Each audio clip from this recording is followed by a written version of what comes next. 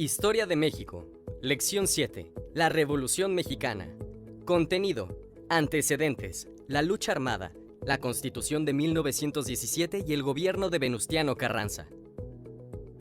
Antecedentes de la Revolución Mexicana. Las huelgas de Cananea y Río Blanco habían sido reprimidas por parte de las Fuerzas Armadas de Díaz. Sin embargo, los movimientos de resistencia clandestina que buscaban mejorar las condiciones de trabajo seguían fortaleciéndose, soportadas por el periodismo de oposición con publicaciones como Regeneración y El Aguizote. En 1908, Porfirio Díaz revela al periodista estadounidense James Creelman que no buscaría reelegirse en 1910 e invita a los opositores a competir en las próximas elecciones, dando lugar a la creación de diversos partidos políticos, entre ellos el Partido Nacional Democrático y el Partido Antirreeleccionista, fundado por Francisco I. Madero. Porfirio Díaz incumple su promesa de no competir en las elecciones, manda a encarcelar a Madero y gana las elecciones de 1910 de manera fraudulenta. Estos eventos darían pie al movimiento de la Revolución Mexicana. La lucha armada. Existen tres principales etapas de la lucha armada de la Revolución Mexicana. La etapa maderista, de 1910 a 1913. El gobierno de Victoriano Huerta, de 1913 a 1914. La lucha de facciones, de 1914 a 1917. Profundicemos sobre cada una de ellas.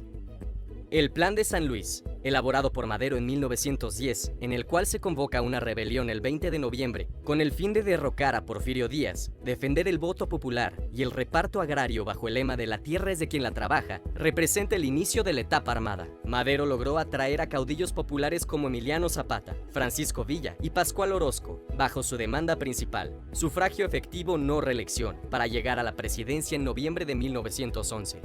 Cabe destacar que el objetivo principal del proyecto de Madero era destituir a Díaz e instaurar una democracia. Esto se logró con la renuncia y exilio de Porfirio Díaz.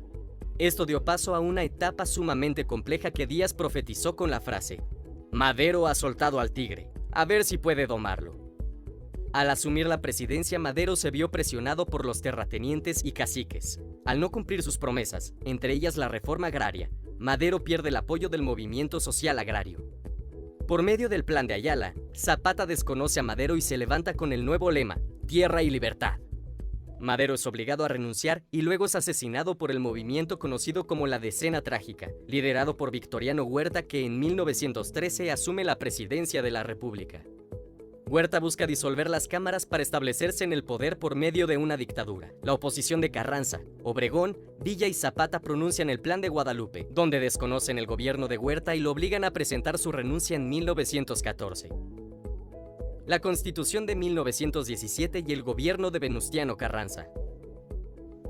En 1914, Carranza, Villa y Zapata no logran llegar a un acuerdo sobre el rumbo del país tras la salida de Huerta, por lo que el país vive 3 años de lucha de facciones hasta 1917, año en el que se establece el Congreso Constituyente. Carranza logra convocar a un Congreso Constituyente en 1917, donde se elaboran reformas a la Constitución de 1857.